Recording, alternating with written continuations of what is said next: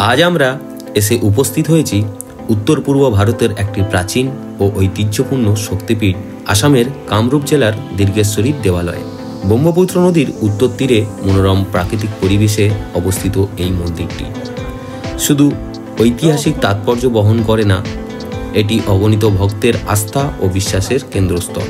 আসুন আমরা এই পবিত্র স্থানটির গভীরে প্রবেশ করি এবং তার মাহাত্ম্য সম্পর্কে আলোচনা করি।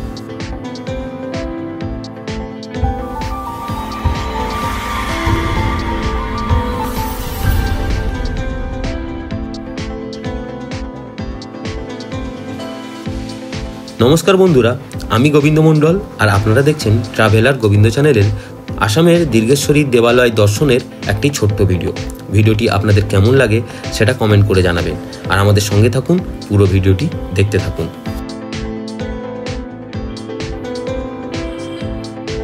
দীর্ঘেশ্বরীর মন্দিরের স্থাপত্যশৈল আসামের নিজস্ব ঐতিহ্যকে তুলে ধরে। পাথর ও ইটের সমন্বয়ে নির্মিত এই মন্দির সরল অথচ আকর্ষণীয় কারুকার্য দেখা যায়। গর্ভগৃহে দেবী দুর্গার এক বিশেষ রূপ দীর্ঘেশ্বরী পূজিত হন। দেবীর মূর্তিটি কালো পাথরের তৈরি এবং নানা অলঙ্কারে সুসজ্জিত। স্থানীয় বিশ্বাস অনুসারে এই দেবী অন্তত জাগ্রত এবং ভক্তদের মনোবাঞ্ছা পূরণ করেন।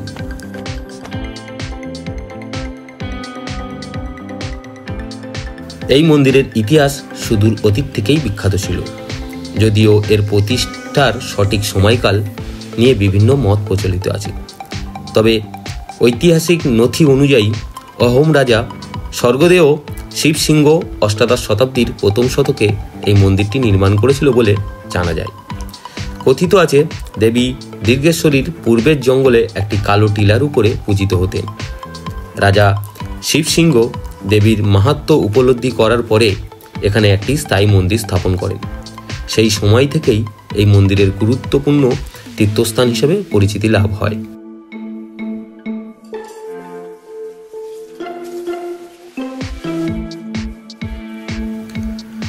দীর্ঘেশ্বরীর দেবালয়ের সঙ্গে অনেক পৌরাণিক কাহিনী জড়িত আছে। দেবী দুর্গার বিভিন্ন রূপ ও লীলার কথা এখানে প্রচলিত হয়। স্থানীয় কিংবদন্তি অনুসারে দেবী দীর্ঘেশ্বরী এখানে দীর্ঘকাল ধরে তপস্যা করেছিলেন এবং এই স্থানের পবিত্রতা বৃদ্ধি করেছিলেন। এছাড়াও এই অঞ্চলের প্রাকৃতিক সৌন্দর্য এবং ব্রহ্মপুত্র নদের সান্নিধ্য এই স্থানটিকে আরও মহিমান্বিত করে তুলেছে। বিশ্বাস করা হয় এখানে দেবীর আশীর্বাদ লাভ করলে সকল প্রকার বাধা ও বিঘ্ন দূর হয়ে যায়।